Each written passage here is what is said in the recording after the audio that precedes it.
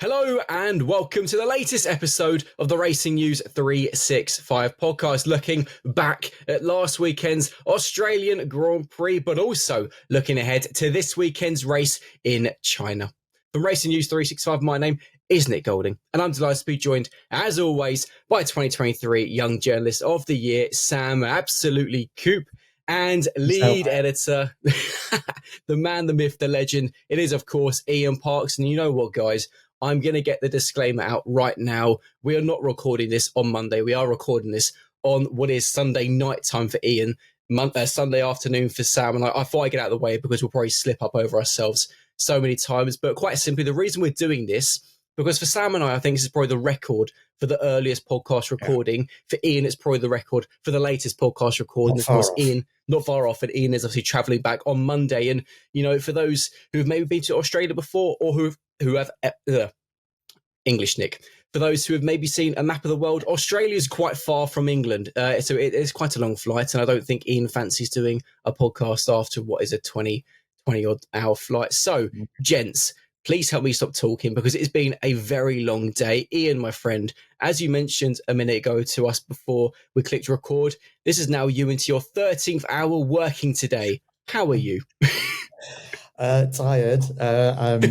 Enjoying a glass of wine at the end of a very long day. So cheers, folks, to anybody that's watching this or listening. Quick question for you, actually, Nick. For future podcasts, do we all have to wear tops that have got our initials on it? For anybody that's listening and is not watching the video, Nick has got a lovely blue top on, but it's got his initials on the chest. So as a story, so this is obviously the football team that I coach. I'm going to plug them, Alsa Greens, and it's a big day today because in a couple of hours we're top of the table and we're playing second place this afternoon. So if we win, we can win the league next week. If we lose, we can't. So it's all very emotional stuff. So I'm ready. Even my contact lenses are already in because I cannot be late, and emotions have been high today. So, but Sam, how are you, my friend? Because I mean, it's not your 13th hour today, but nevertheless, you were a numpty and woke up at what time was it for the F2 feature race? So for context, I went to bed at like 6 p.m. yesterday. I went to bed very, very early, but set my alarm for midnight to cover the F2 feature race. Brutal. Because even though Ian is in Australia on Australian time, I didn't have the common sense to say, Ian, any chance you can cover that, as opposed to me getting up 4 hours before my shift side. That is teamwork. So anyway, obviously we saw the terrible weather conditions and we were like, this isn't going to happen. And also Ian was like, I can cover this. Yeah. So I went back to bed, got up at 3, had a shower, breakfast, all the stuff you usually do, not at 3 o'clock in the morning. So that was quite bizarre. And here we are, 8 hours later. Here we are 8 hours later. It's been a very long day, but it's all fresh in our minds. And I mean, what a season opener it was. Ian, we discussed in the F1 updates that we knew it was going to throw up some chaos with all the rain. I don't think we expected as much chaos as there was. 6 crashes, a crash on the formation lap, Oscar Piastri spinning on the grass, ending home hopes of a home victory for Oscar Piastri. Lance Stroll in 6th. I mean, big up Lance. Alex Albon P5. Hulkenberg was P7. But actually, on the topic of Lance, and we've got to get a question out of the way with starting things off, as we always do, I've got a question for you two. Prior to Sunday's Australian Grand Prix, when was the last time Lance Stroll finished in the top 6? That's a damn good question. I'd rather do maths questions and try and add up things where I get within 1 point of being absolutely correct, like I did in the last podcast. You did. We need Jake Nichols. Jake Nichols, folks, by the way, is our stat guru. You ask him a question and he will come out with an answer just like that. And I bet if we asked Jake this question, he'd be giving us that answer within seconds. Unfortunately, mate, I really don't know. I'm honestly going to say that. I've no idea. Interesting. It's probably been a long time. Let's put it that way. A couple of years. Go on, Sam. I was going to say, I'm pretty sure Jake eats Wikipedia pages for breakfast. I think he does. He just for breakfast, just lunch, how he retains knowledge, I do not know. But I was going to say last season's Australian Grand Prix, but I actually think it will be the 2023 Las Vegas Grand Prix. You know what? You should have stuck with what you originally said, because actually it was last year's Australian Grand Prix was the last time Lance Stroll was in the top 6. So quite clearly, he likes Australia and Australia likes him back. So there's a little thing to get our brains working. Let's move on very swiftly. Ian, your biggest takeaway from an all-time classic season opener? Biggest takeaway, apart from all the rookies crashing very, very sadly, is that Ferrari, after all this time, still haven't learned how to make a strategy call. Yeah, if you remember, exactly. I mean, come on. I mean, we discussed this in the update. I mean, you had the biggest event of, in terms of the race victory and podiums and all of that unfold in front of you, with Lando Norris nearly going off, Oscar Piastri definitely going off, doing the most remarkable recovery off the grass that I think many of us have seen in a Formula One race to get back in that Grand Prix. And with the rain falling, seeing what was happening to the leaders, surely common sense tells you as a strategist, get our guys in now straight away. And as we pointed out in the update, Nick, you being a weatherman, you love your weather, you got all the diagrams and stats in front of you. You could see this huge bank of rain rolling in. As I mentioned at the time, I was stood in the media pen. The wind was howling at that point. You knew there was a weather front coming in, and it started to rain even before the two McLarens had their moments, and Oscar Piastri's big moment that cost him a podium position, of course. So, Ferrari strategists, just stick your hand out the bloody window or off the pit wall, and guess what? It's raining. Let's get our guys in because we can see what's coming. I mean, come on. That was a massive balls up from Ferrari. And that most definitely, at that particular stage in the race, I feel cost at least one of the Ferraris a podium finish. And I think both Ferraris top 5 finishes. I mean, you're probably right.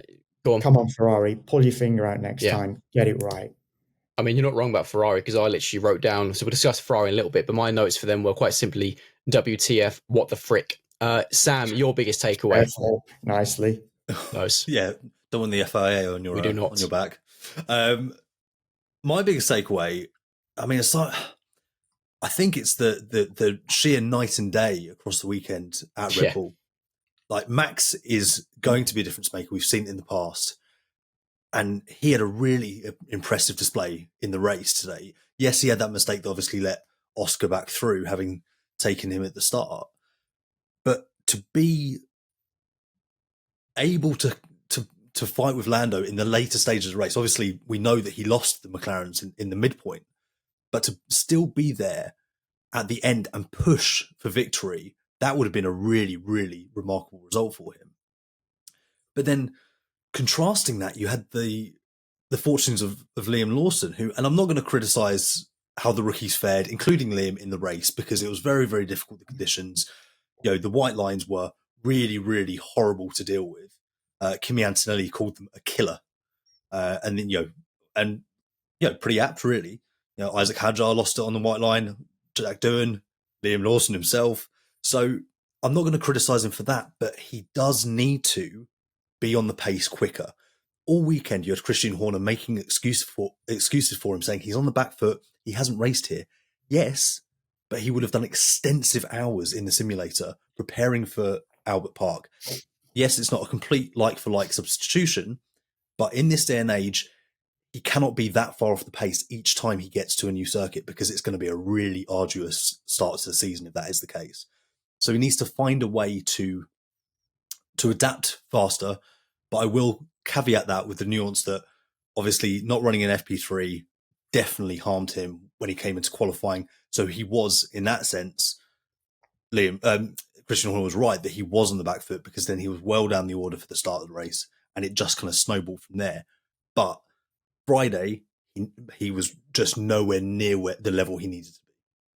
You see, for me, my biggest takeaway, it's going to be a long episode, isn't it? My biggest takeaway is that I think, yes, I know it's only one race done, 23 still to go, but I think Australia showed us that, particularly in qualifying, not necessarily the race, because I appreciate there were very, very unusual weather conditions, but I think it's going to be a year of opportunity for the midfield teams. We saw Ferrari, not being at the races, particularly in Albert Park. Williams were up there, Racing Bulls in qualifying were up there, Stake, Aston Martin, all the midfield teams, with the exception of Haas, were all in and amongst the points. So I think that's a really interesting thing, that this season there is going to be some big opportunities, I think, both in the dry and the wet, because I'm not entirely convinced that had it been a dry race, that Ferrari would have made significant progress. I do think they are in a little bit of a spot of bother already, and which is interesting because they were the kind of team in pre-season who no one really quite knew where they were. Some said, were they sandbagging? Others said, no, they're going to come to Albert Park and be amazing. Even Lando said that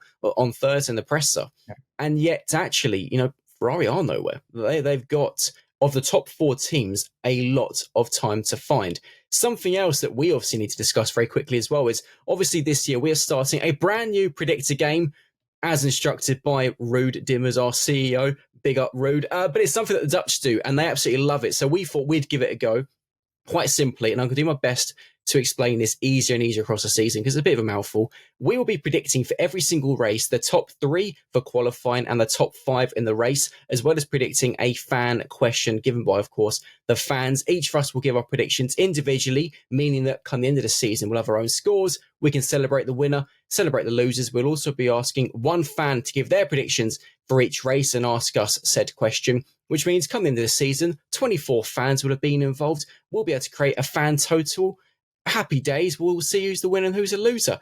Final thing, if you get the fan question correct, it's 5 points. If you get a driver in the correct position correct, I think I made sense, that's 3 points. If a driver finishes 1 place above or below where you predicted, that's 1 point. And if it's 2 places or just absolutely nowhere near, it's 0.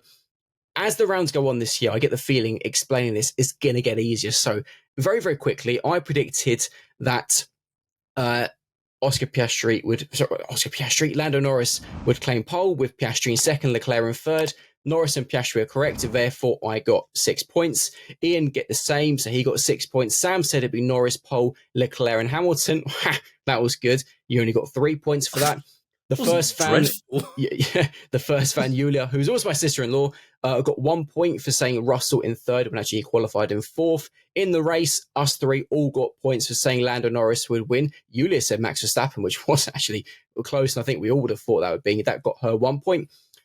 Otherwise, none of us got points. Julia got a point for guessing George Russell in fourth, and obviously he finished in third. And Sam and I both got the fan question correct, which was which driver will make up the most places, which was Kimi Antonelli, which means after that very long segment, I got 14 points from the Australian Grand Prix.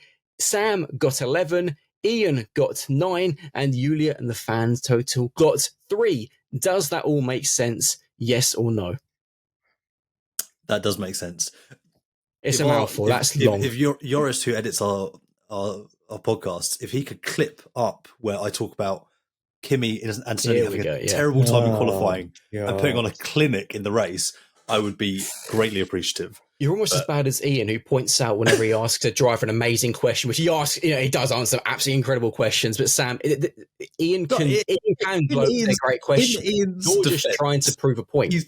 In Ian's defense, he is doing that because we might want to write an article on it, and he specifically asked a question, and so there's logic to that.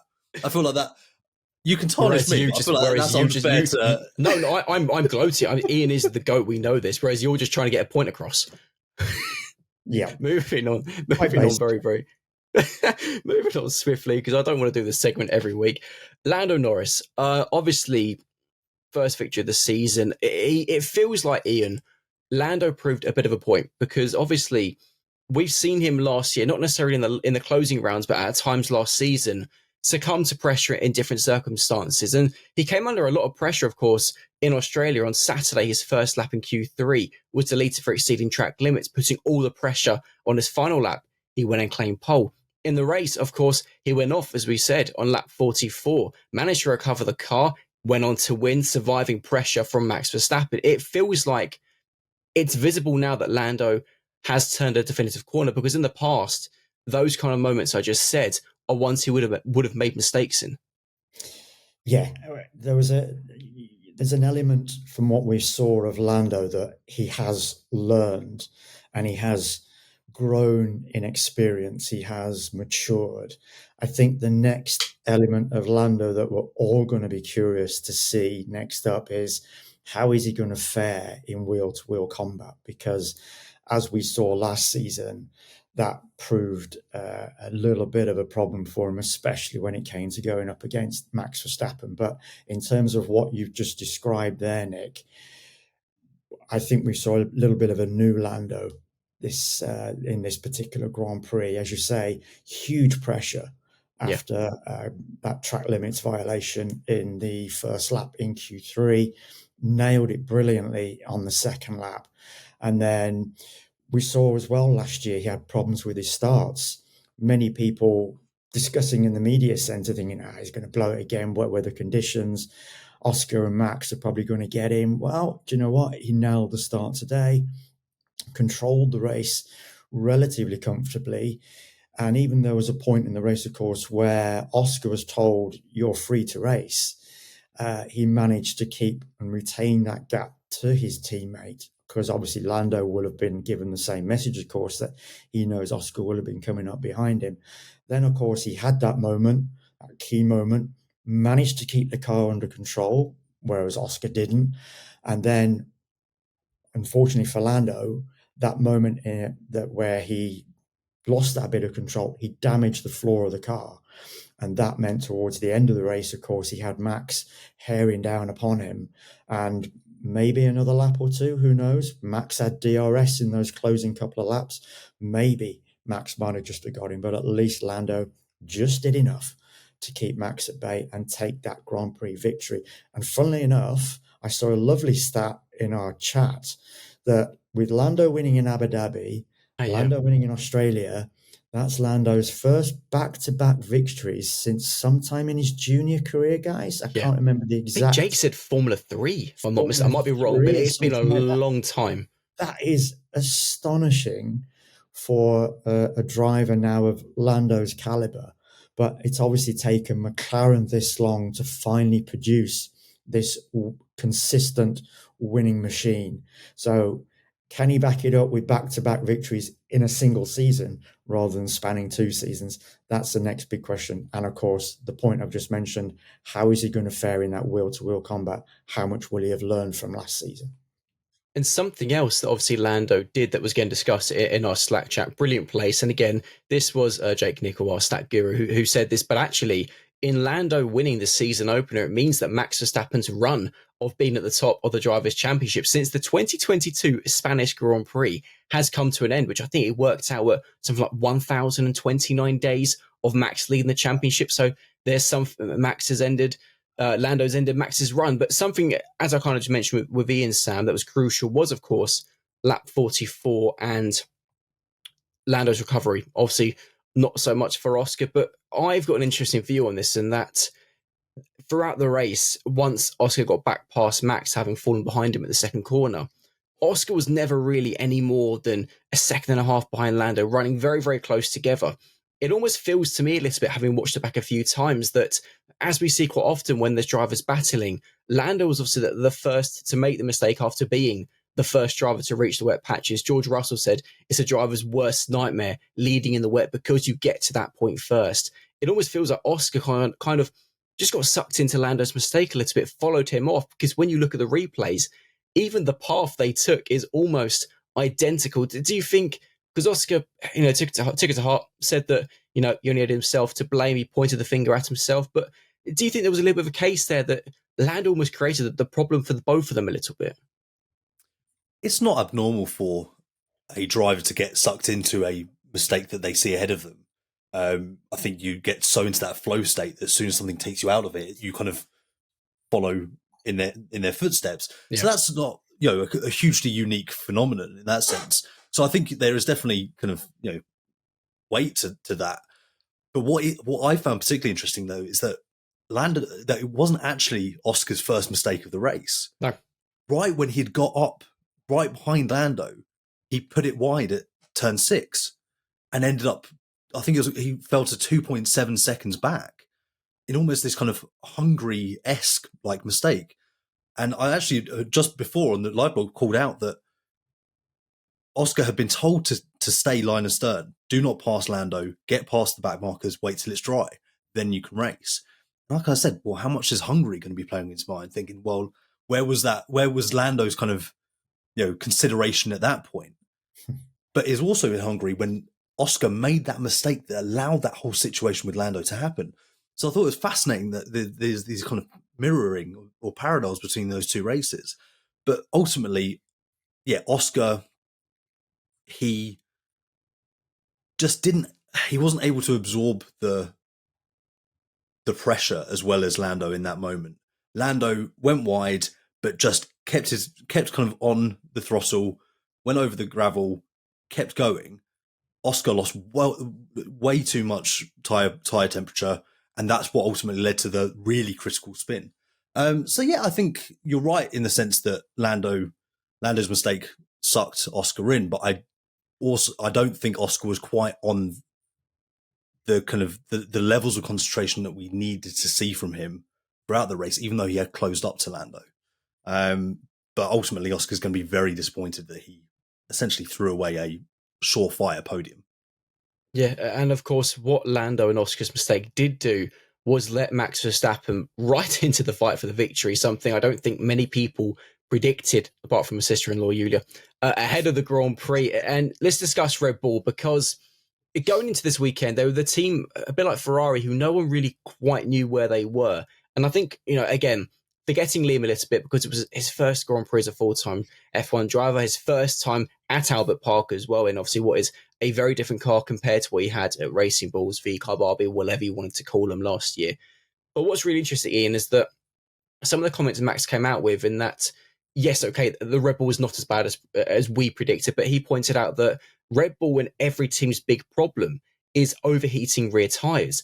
And he pointed out that the one team who doesn't have that problem is McLaren, which is interesting given that we saw last season, thinking to the British Grand Prix, where Mercedes were 1-2, then all of a sudden, as the rain came, Oscar and Lando came out of nowhere. It feels like, yes, Red Bull have got upgrades in the pipeline as well, but until all the big teams bring upgrades, are McLaren going to be a little bit untouchable in normal conditions? I think from what we saw in qualifying and that 0.4 of a second gap between the front row of the McLarens and Max in third, you got to think that that's going to be quite a concern for all of McLaren's rivals going forward into these first 2, 3, 4 races, whenever those upgrades might come. You would assume they might have something maybe for Miami would be the best guess as to when those upgrades are going to be on that car, because this is a really intense start to the season. 5 Grand Prix in 6 weekends, and the first 3 of them especially are long haul. Then we have the 2 Middle Eastern races on the back of Japan. So this is a huge amount of pressure on all the teams. We know that the teams are going to be delivering upgrades as quickly as they possibly can, because as we've discussed, we know the importance that's coming with 2026, the new regulations, power unit, of course, associated aerodynamics with that. And because of that, all the resources are going to shift very, very quickly onto that car, because it's going to be hugely important to make sure for all the teams that they get a good baseline going into next season.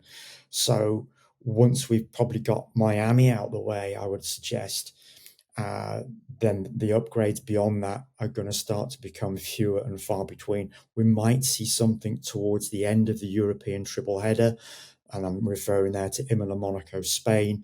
And I think after Spain, beyond that, it's almost going to be like a complete shut-off.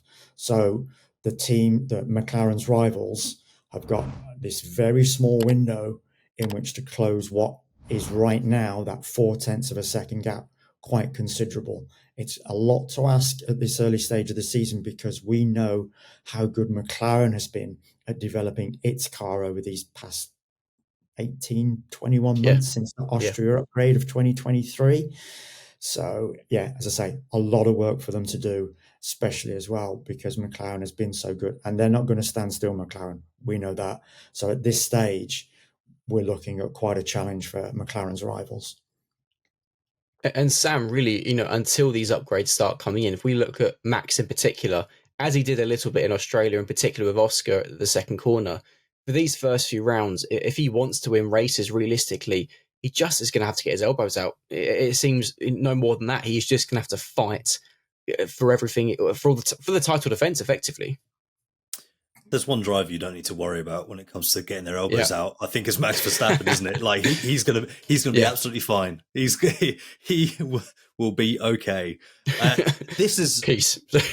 I think this is almost where you see Max at his best, isn't it?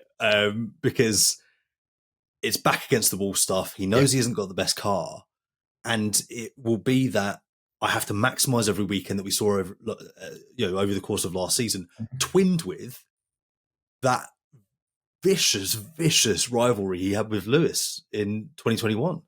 It's almost like you're getting those two elements combined, and that's what he has to bring week in, week out over the first few rounds. So I think it's going to be fascinating to see, because Max, there'll be to an extent, he'll be viewing it as I just need to stay in the fight. Even if I'm finishing second every round and I'm losing 7 points to Lando, or 7 points to Oscar and gaining 3 on Lando, or whatever, because they look like a pretty comfortable top 3, like a little, trident at the moment. Yeah.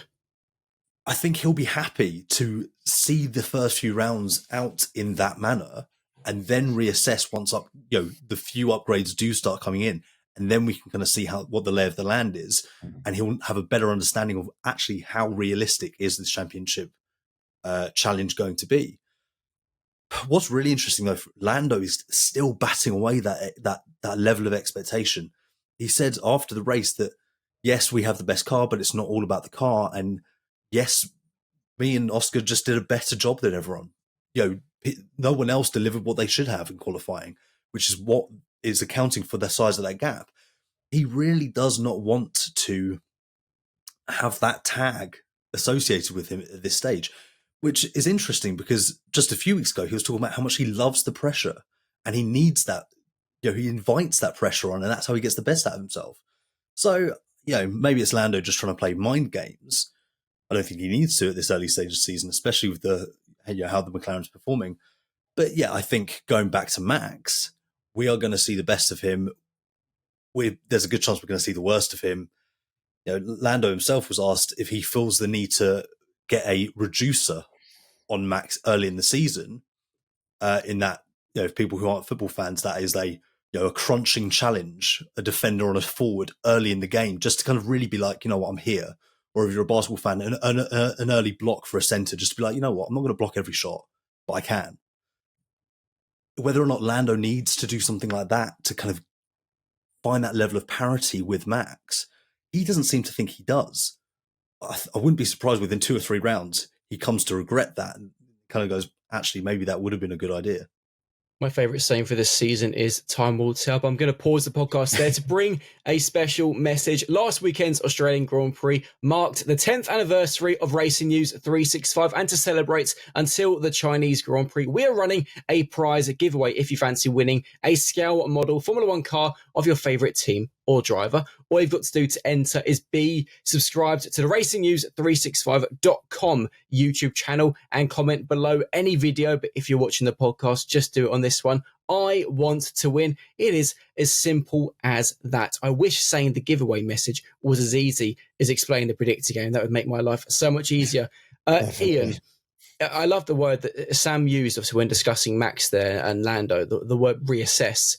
I think that's what Ferrari needs to do, and then some. I also thought it was quite comical watching back Sunday's F1 update, which I would recommend doing because the weather change that Ian experiences is quite remarkable. But I thought it was brilliant that we were discussing Ferrari as some Ferrari employees just so happened to walk past as well. But I mean, reassess, I don't know if that's the best word to describe what feels like the mess Ferrari have got themselves into again. Yeah, because as we kind of mentioned earlier in this podcast, when we touched a little bit on Ferrari, the feeling was coming out of that pre-season test in Bahrain that there would probably going to be a good challenger to McLaren over these first few races. We've most definitely not seen the best at all of Ferrari. It's actually been quite a surprise as to just how much of a struggle they encountered over the course of these past few days. Friday practice, they looked reasonable. They suggested definitely they were going to be in the mix come Saturday, but come Saturday, it was like, what's happened? And then in the race on Sunday, as we saw, just a real struggle predominantly from start to finish. And as I touched on earlier, that strategy goal really the icing on the cake as to what was a real poor couple of days, Saturday into Sunday, for that team. They've got a lot of work to do. They know it. Andrea Stella, the McLaren team principal, in his post-race summary, is absolutely adamant that we've not seen the best of Ferrari, and he's confident, fully confident, that that team is going to be very quickly in the mix. So it wouldn't surprise me. I know we've only got a few days to the next Grand Prix, but the Shanghai circuit is quite obviously a very different one to Melbourne's Albert Park. And you got to hope that Ferrari very quickly manage to find some answers to a whole load of questions that will be raging inside their strategy debriefs over these next few days going into the Chinese Grand Prix, because for the team, for Charles and Lewis, it was most definitely not the start that was anticipated to this season. Well, of course, something that Lewis had to deal with was seeing Kimi Antonelli, the driver officer who's taken his spot at Mercedes, go past him. And Sam, I'll come to you on Kimi, because you are, of course, Jake's our stat guru, you're our junior feeder series guru. Kimi Antonelli, I know obviously wasn't in FC for very, very long, give him credit, but I mean, not so much a need to talk about George Russell, because it was a solid drive by George. Started fourth, finished third, got a podium, brilliant drive. From utterly anonymous in the best way. Literally, Kimi obviously starting 16th after the Q1 elimination, a damage to his bib, which looked like it was actually caused when he ran across the gravel, and obviously which was a likely cause of damage. But nevertheless, we saw every single full-time rookie driver, so including Lima in that conversation, every rookie driver make a mistake, and a pretty big mistake, over the weekend of the Australian Grand Prix. Bearman obviously had several crashes. 4 of them obviously crashed during the race. Kimi obviously didn't crash during the race. Neither did Ollie in the race, to give him credit. But, I mean, if for 18 years old, to go from 16th to what was 4th in the end because Mercedes managed to overturn his 5-second time penalty for a unsafe pit lane release. But nevertheless, to gain that many places on your first F1 race in conditions which saw veterans like Fernando Alonso crash, I mean, he is some talent. It's got to be said. He really is. And you've mentioning the bib, you've just reminded me of a tweet from a fellow F1 journalist where he was talking about damage to his bib. He goes, I know he's young, but isn't that going a bit far? Which I thought was very funny. That really amused me in the early hours of the morning. But I think that with Kimi Antonelli, there were moments throughout the race, we can't disguise that, where he looked right on the ragged edge, and he obviously had that spin that he got away with, really, to a certain extent. So he did have those moments, but I do think that crash in free practice at the Italian Grand Prix last year is almost the best thing that could have happened to him. It was a blessing in disguise, because it allowed Mercedes and Toto Wolff to straight away go, okay, we need to reel him in, because we know he has the pace. He's shown that in that first 10 minutes, but he will go over that edge. He will go over that line. And again, we saw that slightly in qualifying, hence the damaged bib. You can say he's unfortunate to get the damage, but he ultimately caused the damage, as you pointed out before we went on air. Yeah. So I think that he grew into the weekend better than the other rookies. He was able to adapt to what was in front of him a little bit better, whereas when the spanner in the works of rain was thrown in, the likes of Isaac Hadjar, Jack Doohan, Liam Laws, they all made critical errors.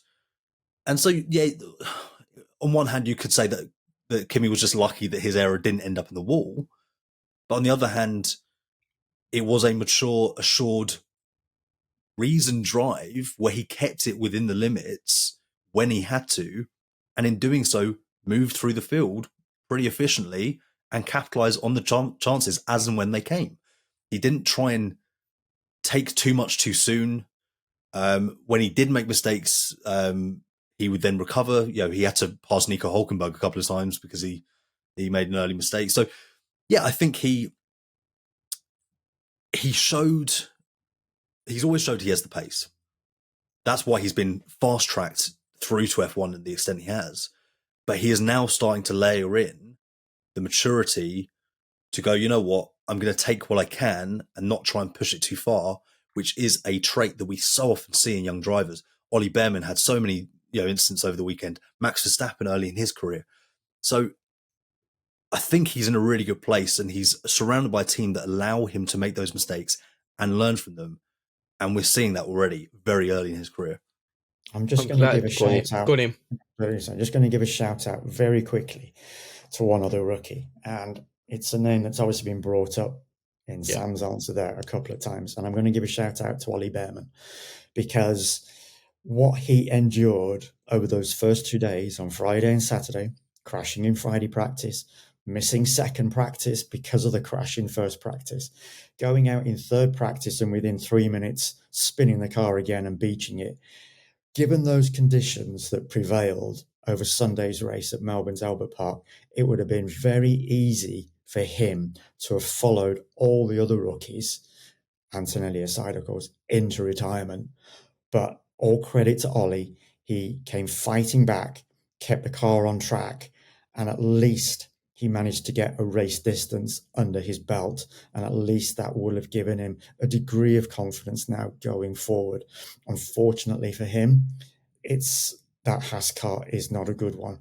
And right now, over these first few Grand Prix, it looks like very much a case of him and Esteban fighting to be best of the worst and avoiding the back row of the grid, because Haas, unfortunately, I don't know what they've done, but they've not developed a good car so far. They have a lot of work to make up. But at least Ollie came out of the weekend with a degree of credit after everything that happened on Friday and Saturday.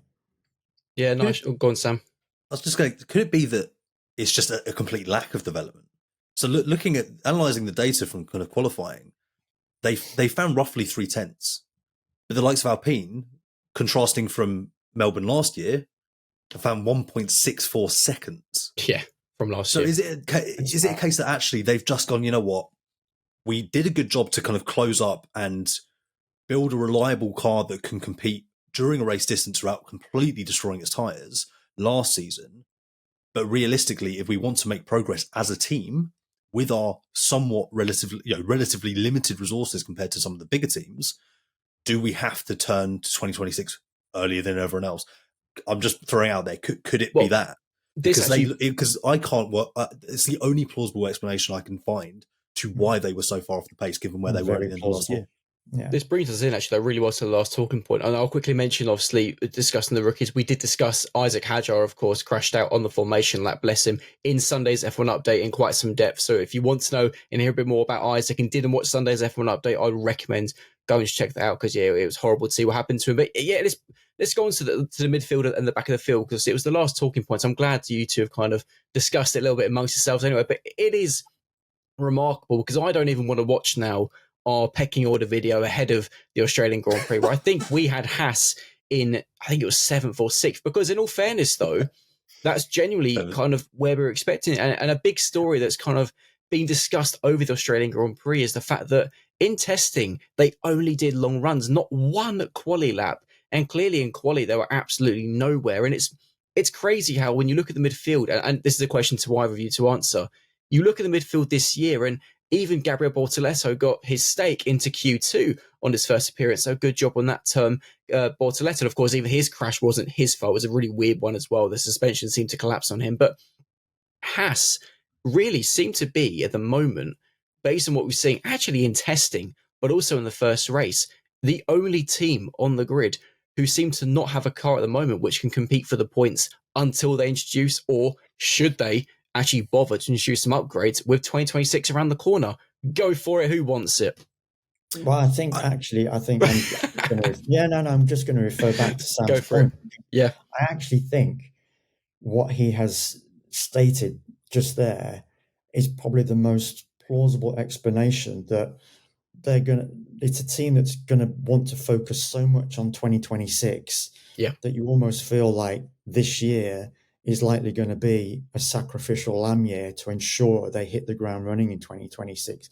We know that they did so well in 2024, grabbing 7th position in the Constructors' Championship. Maybe there was an element of it that, we're on this trajectory. we're just going to do what we can over the course of the winter. But quite clearly, the other teams around them have managed to make that degree of progress that now has pushed Haas back down to the back of the pack again.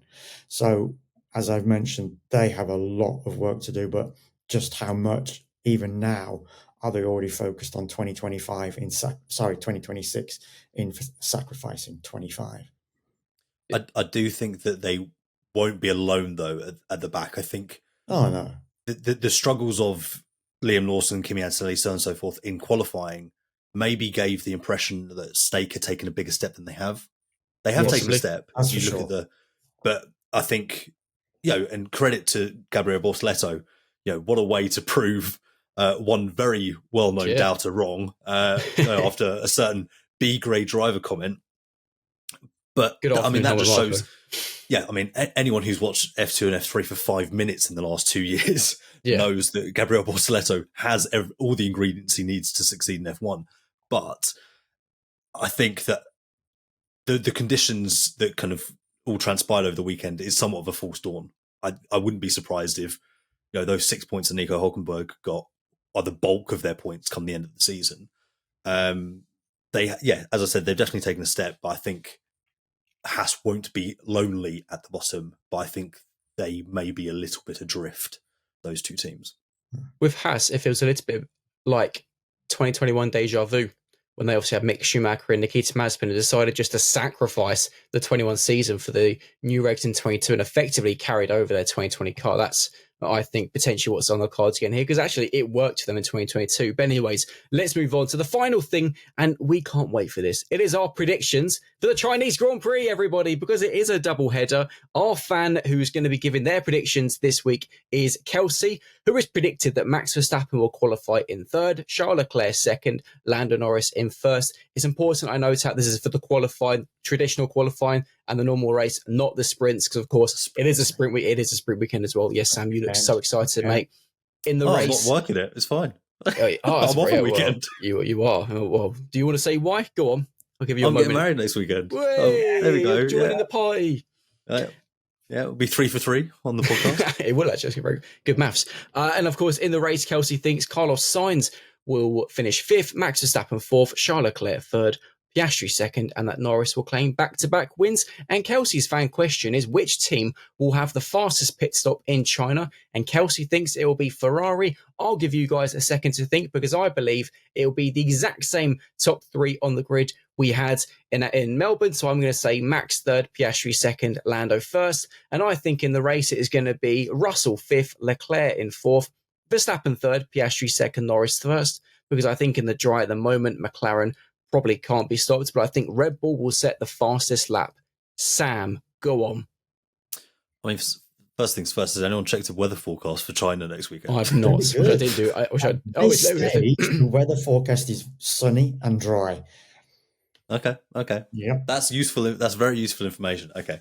I'm going to go fastest pit stop. I mean, it's toss up between McLaren and Red Bull for me. Let's go McLaren because they just are executing as they need to at the moment. Qualifying, Lando, Oscar, Max, same as you, Nick. I just think we've got a little bit of was it the Hamilton, Verstappen, Bottas that we used to get? Yeah. I think we're going to have a little bit of a case of that this season. And then in the race, it's the top five, isn't it? So it is. I'm going to go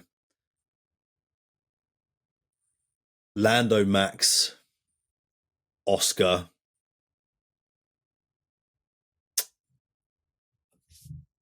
Leclerc, Russell. And fastest pit stop? McLaren. McLaren. So I wasn't listening clearly enough. Ian, over to you. Bring us home. Fastest pit stop, Red Bull. Yep. Top three. I'm going to go for Oscar fighting back. Okay. So I'm going to go Piastri, Norris, Verstappen. Top five. I'm going to go for a bit of a Ferrari comeback. So I'm going to go Leclerc in fifth. I then think maybe actually I've just revised that. I'm going to go Hamilton 5, Leclerc 4, Verstappen 3, Piastri 2, Norris 1. Interesting. I like it. And of course, Kelsey, thank you for your predictions. And of course, hopefully you get 0 points. So one of us goes even further in the lead. I'm joking. Best of luck. And of course, for those who also want to play along, let us know your predictions in the comment section below if you're watching this on YouTube. This has been the latest episode of the Racing News 365 podcast. Sam, good luck next weekend, mate. You don't need Thank luck. you very much. Sam, raising a glass to you here right now, buddy. Thank you. I'm very excited. So yeah, we'll see you all post China.